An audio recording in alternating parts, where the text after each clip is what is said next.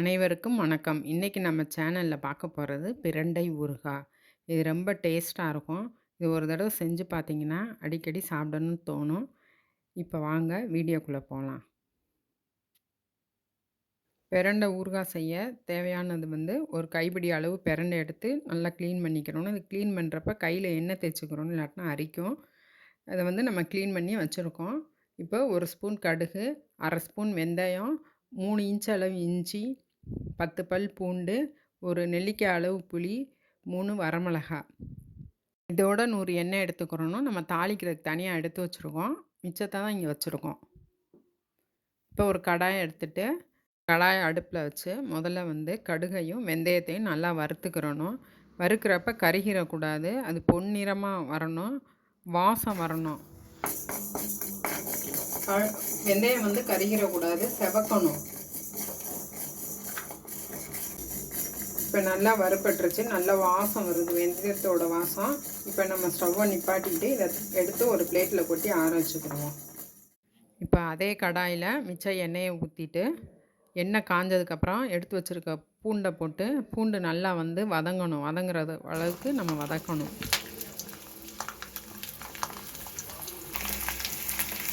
இப்போ எடுத்து வச்சுருக்க இஞ்சியை அதோடு சேர்த்துக்கிறோம்.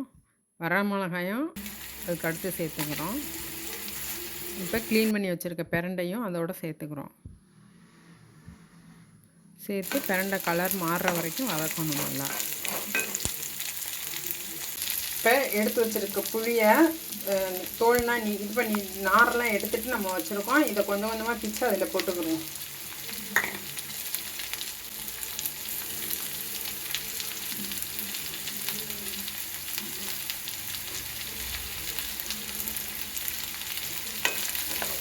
இதை நல்லா வதக்கணும். கலர் மாறுற அளவுக்கு வதக்கணும்.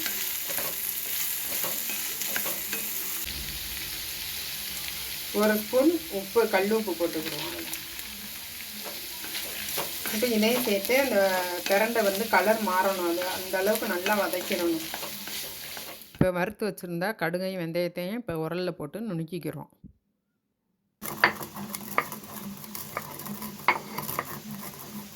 இப்போ பாருங்கள், நல்ல கலர் மாறிடுச்சு. பிரண்டை போடுறப்ப பச்சை கலரில் இருக்கும், நல்லா டார்க் க்ரீனில். இப்போ நல்ல கலர் மாறிடுச்சு. இதை அப்படியே ஒரு பிளேட்டில் எடுத்து நம்ம ஆற வச்சு வச்சுருவோம். இப்போ வதங்கின பொருளை தான் நம்ம தனியாக ஒரு பிளேட்டில் எடுக்கிறோம். மிச்ச எண்ணெய் அதோடையே இருக்கும், சட்டியோடையே. இதை நம்ம தாளிக்கிறப்ப எண்ணெயை சேர்த்து தாளிச்சிருவோம் இதோட. இப்போ வதக்கின எல்லா பொருளும் நல்லா ஆறிடுச்சு. இதை ஒரு ஜாரில் எடுத்து மாற்றிக்க போகிறோம். இந்த ஜாரும் ட்ரையாக இருக்கணும். அரைக்கிறப்ப சூடாக இருந்தால் தண்ணி விட்டுரும், சீக்கிரம் கெட்டு போயிடும் ஊறுகாய். இப்போ கொஞ்சம் அரைச்சி எடுத்துக்கிட்டோம். இப்போ அரைச்சி எடுக்கிறப்ப கொஞ்சம் கொரகொரப்பாக இருக்குது. இதோட நம்ம தண்ணி ஊற்றக்கூடாது, எண்ணெய் ஊற்றி தான் அரைக்கணும். தண்ணி ஊற்றுனீங்கன்னா கெட்டு போயிடும். அதனால் எண்ணெய் ஊற்றியே இதே மாதிரி இன்னும் கொஞ்சம் நல்லா அரைச்சி எடுத்துக்கிறணும். இப்போது ஏற்கனவே நம்ம வதக்கிட்டு மிச்சம் எண்ணெய் வச்சுருந்தோம் இல்லையா, அதோட இன்னும் கொஞ்சம் எக்ஸ்ட்ரா எண்ணெய் ஊற்றிக்கிடுவோம்.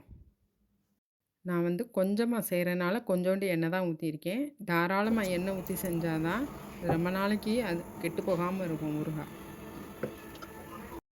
இப்போ எண்ணெய் காஞ்சதுக்கப்புறம் 1 ஸ்பூன் காஷ்மீர் சில்லி பவுடர் போட்டுக்கோங்க. நீங்கள் காரத்துக்கு தகுந்த மாதிரி ஆட் பண்ணிக்கோங்க இன்னும் கொஞ்சம் சில்லி பவுட்ரு கூட. இது கருகாமல் பார்த்துக்கணும் நம்ம.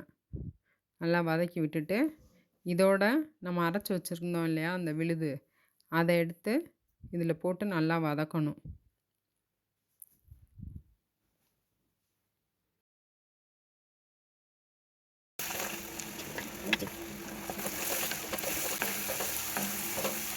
எண்ணெய் எவ்வளோ வருது பாருங்கள், இப்படியே பிரிஞ்சு எண்ணெய் வரணும்.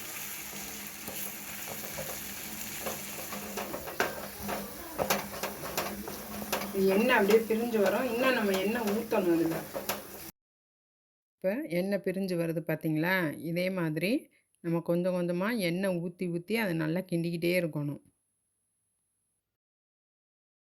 இப்போ இதில் காட்டுற மாதிரி நம்ம எண்ணெய் சேர்த்து சேர்த்து அதை நல்லா எண்ணெய் பிரிஞ்சு வர அளவுக்கு கிண்டிக்கிட்டே இருக்கணும். இப்ப எண்ணெய் நல்லா பிரிஞ்சு வந்துருச்சு. இது நல்லா பிரிஞ்சு வந்ததுக்கப்புறம் கடுகு, வெந்தயம்லாம் நுணுக்கி வச்சிருக்கோம்ல, அத எடுத்து அது மேலாப்புல தூவி நல்லா கிண்டி விட்டுட்டு இறக்கி வச்சிரணும். இந்த பவுடர் வந்து எல்லா பக்கமும் ஸ்ப்ரெட் ஆகுற மாரி நம்ம நல்லா கிண்டி விட்டுக்கிட்டே இருக்கணும். இப்ப நல்லா எண்ணெய் பிரிஞ்சு வந்துருச்சு பாருங்க. அவ்வளோதான் இப்ப நம்ம ஊறுகாய் ரெடி ஆயிருச்சு. இப்ப நம்ம ஊறுகாய் ரெடி ஆயிருச்சு. இத வந்து ஒரு ஏர் டைட் கண்டெய்னர்ல நம்ம போட்டு வச்சுக்கிற போறோம். மோஸ்ட்லி ஒரு கிளாஸ் பாட்டில்ல போட்டு வச்சா ரொம்ப நல்லது. இத வந்து ஒரே ஒரு தடவ செஞ்சு சாப்பிட்டு பாருங்க. அவ்ளோ டேஸ்ட்டா இருக்கும். இந்த வீடியோவ ஃபுல்லா பார்த்துட்டு, நீங்களும் இது மாரி செஞ்சு பார்த்துட்டு கமெண்ட் பண்ணுங்க. இவ்வளோ நேரம் இந்த வீடியோ பார்த்ததுக்கு மிக்க நன்றி.